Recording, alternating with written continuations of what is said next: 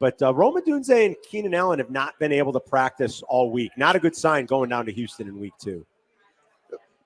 Yeah, terrible sign. And if you don't practice usually by Thursday, one that you've got a little bit of meat too, Friday's kind of truncated. You do a little bit of goal line.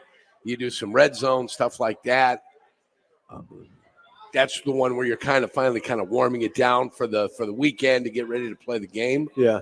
If you're not playing by Thursday, the last real meaningful practice, Friday's kind of just a throw in there. If you're not going during those practices, it doesn't look good for you. Not trending in a good direction? Not trending in a good direction, no. And with an offense that struggled anyway, with a quarterback that's trying to find himself in the NFL, with week 2 hopefully being a lot better than week 1's going to be, I hope. But without 2 receivers, things may become a little bit more difficult. Yeah, get ready for the Tyler Scott experience, who was a scratch last week. Maybe a little bit more Cole Kmet. I would think 48% of the snaps is not enough for Cole Kmet. Maybe a little bit more Everett. So maybe it's going to be a little bit more of everybody. And maybe Swift gets involved a little bit more via the pass. They should all be a little bit more involved if you can sustain some drives. Not that I'm giving anything away, but I think that the strength of what they do with Houston comes from the corners, from the edges. Yeah, absolutely. So right. at least, absolutely. Yeah, at least the Bears are better equipped to handle. Now, it wouldn't shock me at all if I'm Houston, and who's their defense coordinator? Well, D'Amico Ryans is their coach. I got you. Yeah.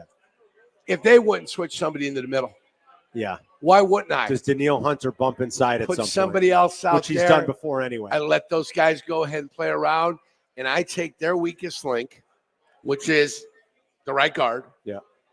Center. Yes. And against the pass, for one reason or another, Tevin Jenkins looked horrific. Yes, he did. But I'd cover each one of them.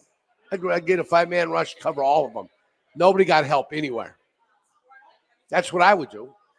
And say, here you go.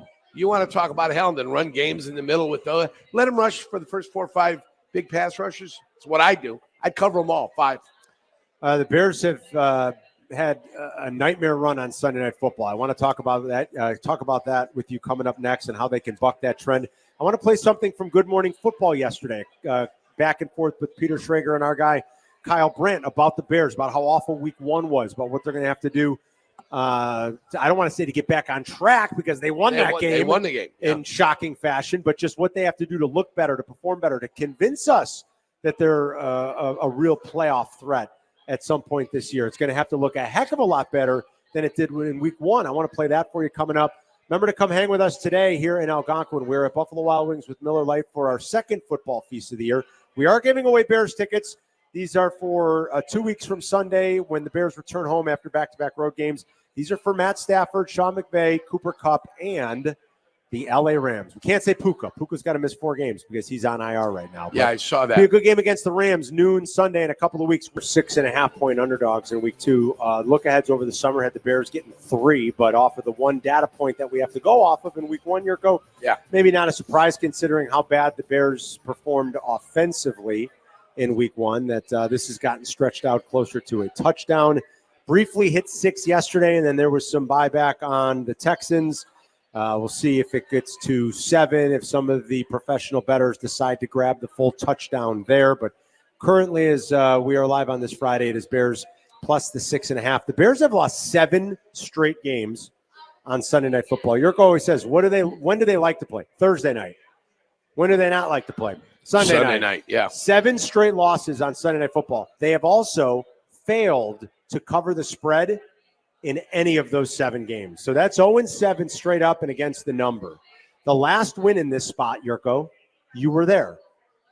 December 2018 against the Rams on a very cold Sunday night I was Soldier there. Field. Yeah, you were there. I was there. That's the last win on a Sunday night for this franchise, Jurko. They intercepted Jared Goff 3 times, I believe, that night. And I believe Mitch Trubisky decided he wanted to throw 3 himself. I think you're right about that. It was either 3 or 4 for one of them, like 3 for Trubisky, 4 for Jared Goff.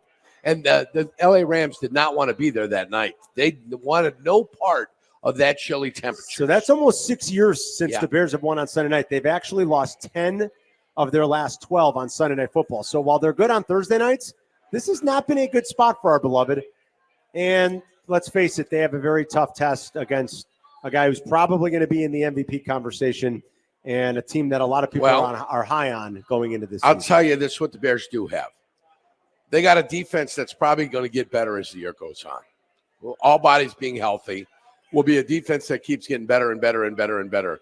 I already liked their DVOA in the first game. I think they were seventh or eighth. Top 10, yeah. Right? 7th, yep. 7th or 8th. Yeah. They had a little bit of lull in the second quarter where I think they needed to get their heads out of their keisters. So I think the defense is going to keep them in everything all year. Yeah. Whether anybody likes it or not, this defense is going to keep them there. I think Dexter and the other guy being able to get to the quarterback was a wonderful. Taylor, the new kid that they brought in. Taylor. Dexter was coming off the corner too. Listen, I like what I see with the Bears defense. The confidence then gets there with the defensive secondary. They at least produced in the first game, held that team to 17 points. Yeah. And here's the pleasant surprise, the special teams.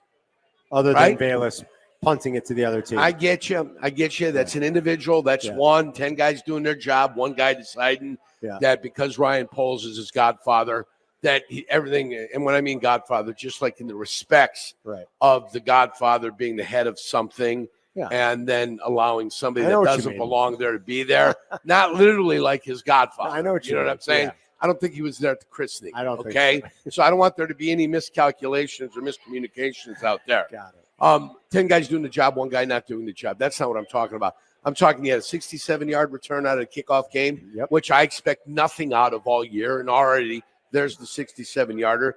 Then you had the block by Hardy, I believe. Hardy had the block. Had the block, then the pickup touchdown. Owens picked it up, scoop and score. So that, what to me, has been unexpected because they haven't done much anything on the special teams since Corduroy Patterson was here. Okay? That's been a few years. They haven't, and it has been a few years. So anything you can get out of special teams, theoretically, this punter is going to do something somewhat. He will. Someday he's going to do something. This weekend. I've been told by Jeff Miller this is the greatest thing since sliced bread. Yes. At some point, he's going to pin somebody inside the 10-yard line. You're going to see it this weekend. All right. Everybody talk to me about great things that he's done over the course of time. I can't wait to finally see it. Outkicking his coverage, he's done. He's been able to outkick his coverage. I mean, is that a strength? No, not a strength? Okay, I didn't think it was. All right, so there you go. The special teams and the defense and the quarterback trying to mature over the course of time. And guess what? He's got to mature. You see how fragile the quarterback position is. When you get out there and you think the whole world's going to be fantastic, you get to that first live game, and then all of a sudden, you ain't got to be a lot off at the quarterback position. You could be a little off, off, and it's disastrous. And then it looks disastrous, that's right? So the point is, it's not, oh my God, it's chaotic, it's catastrophic, it's this, it's not.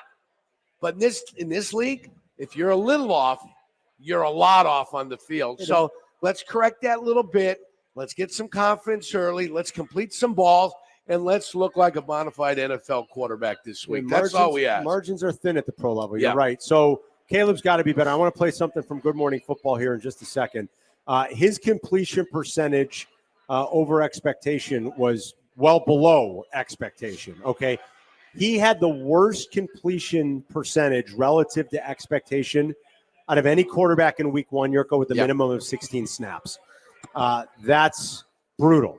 His adjusted EPA per play was third worst. I believe it was, I'm trying to remember now the list, Daniel Jones for sure, which is not a shock, and I think Deshaun Watson. I think Watson and Danny Dimes, or Danny Pennies, as they're calling him now in NYC, were the only quarterbacks to have a worse adjusted EPA per play than Caleb in week one. So it was an ugly performance. I want to play a little back and forth from yesterday on Good Morning Football when Schrager and Kyle Brandt were talking about the Bears week one and then going into this primetime matchup week two against the Texans on Sunday night. It's good. It's funny. Like, you watch that game and you see it was 17-0. They come back, they win. And it's like, all right, Caleb got the win. On to the next one. It was at 1:00. There's 9 other games. That Bears defense and special teams single-handedly won that game for the Bears. And if they didn't win that game, they'd be 0-1 heading into Houston. And you're like, oh, gosh, what a disastrous start this could be. I need to see more out of Caleb. I'm sorry. That was disastrous week one, as bad as it could be if you're talking about coming off of Hard Knocks and all the hype and all the – I'm not trying to be an alarmist here, but you can't rely on defense and special teams. This isn't the 2000 Ravens. Caleb needs to be better. We can't rely on punt returns and punt blocks and whatever else we got and interceptions every single time. So defense was great. Jalen Johnson's fantastic. I love Tyreek Stevenson. And you mentioned Gordon. Really good defense for the Bears. But that can't be the way they're going to make the playoffs this year. Caleb has to be better than what he was. 1-0, no turnovers, no interceptions, no fumbles. Listen, you get one of those, I think. And Jalen Johnson even comes over. Jalen Johnson with DJ Moore are probably the best players on the team, but by far from the most important players on the team. He comes over and says, we got you 18. And they did. They got him for one. We can't carry you like this. That's fine. It was your warm-up game. You got a lot of expectations, home field. Okay, who cares? You didn't turn the ball over and we won. We're going on prime time against the guy against which you are going to be compared. They're already being compared. All anybody says about Caleb is, well, CJ Stroud did it. He did it. You go out on Sunday night. You got to at least throw the ball downfield a little bit, and he knows that. I think it's very comfortable for people to have the Bears quarterback not be good. I think people like it, just like they like the Jets losing. The Bears don't have a quarterback. Show some people and make them a little uncomfortable. I don't need 400 yards. I would like 100, though. That would be good. Just do something, Caleb. We got you. I thought some salient points there. Schrager's right. You're not making the playoffs like that. No. You get one of those. Forget about one a year. You get one of those maybe every 5 years where you don't get to 150 yards of offense, you don't score an offensive touchdown, and your defense and your special teams, as you pointed out, Jurko, bail your ass out. You get one of those maybe every 5 years where you're that inept offensively and you still win a football game. That ain't any recipe for success in this league. It just isn't. So I thought there were some salient points made there. And we all know he's got to be better. Duh. Everybody knows it. Caleb knows it. I think he's handled it well this week. What he said after the game Sunday, what he said when he met the media on Wednesday. And there could be an opportunity against this defense, even though Stingley will be out there and the weapons could be limited. Right. They could find some opportunities against this defense to move the ball. The Colts found some ways to move the ball. Anthony Richardson with his legs, Anthony Richardson with his arm at times. Like, he's a little bit of an enigma still. He can be inaccurate. And then you see, the throw to Alec Pierce. We won't see 10 better touchdown throws all year. That happened in week 1. So we know what a freak he is. But we saw them move the ball. And I think if the Bears go out and execute, you got to be a hell of a lot better than you did last week. But you will find ways to potentially move the ball against this Houston Listen, team. there's times you can be the cock of the walk as the quarterback. You go out and you play well, you can do that. And then sometimes you just need to be seen and not heard. And that's okay. Nothing wrong with it. The whole world saw what you did and what you put on film. Right. All right, now get out there, get in the huddle, get your calls in, get this in, get the practice in, understand what you can and can't attack against the Houston Texans, and then find a way to make it happen. And all you got to do is start putting one throw after another throw after another throw after another throw. It's not complicated. It's not a complicated process. And you got to have success. You got to feel that success to be able to build that inner confidence. And everybody can use inner confidence. First play of the game, I ended up with a tackle. I was feeling here good. We go. Right? Yeah. Here we go. So first play of the game, I'm lost and I got no idea and got no feel for what just happened. I'm like, okay, you got to search for it. You got to search for it. You got to search for it.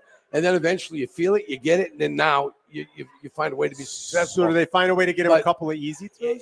I don't want easy throws. I want basic throws. Okay. What's the difference? A slant's an NFL play. That's absolutely. And an NFL plan. Find a way to get him a slant. Okay. Find a way to get him something down the sideline that he likes. Okay. We saw him complete every single one of these during training camp. Right. That's all he did was complete every single one of them. Find a way to protect him for the love of God and everything holy. Okay? Yeah. Find a way to protect him. We're criticizing the quarterback for the way he played last week, but he was on the run. He was on the run. The interior of that line struggled mightily. Panic. The interior three were horrifically awful. They were. And Bates was not better when he got in there. No, he was not. And Shelton was not what we were. He's not what he was built to be. Okay. Journeyman are journeyman for a reason. I was a journeyman, Carm. Why? I was expendable. Yeah. But okay. Why did Shelton Why did Shelton leave the team that he was at? He started all 17 games last year. Because he was expendable. Because he wasn't good enough to stay. Became expendable. So now we got him. Yeah. Now is he going to make that next step to the level where he becomes, where you can't get rid of him? You've got to keep him. I don't know if that's going to happen with him. Bates, launched. It looked like he got launched backwards out of a rocket launcher. I don't want to Johnny Knoxville and Jackass, like one of their little contraptions where all of a sudden the little short guy goes flying all over the place. He's been limited at practice again this week too.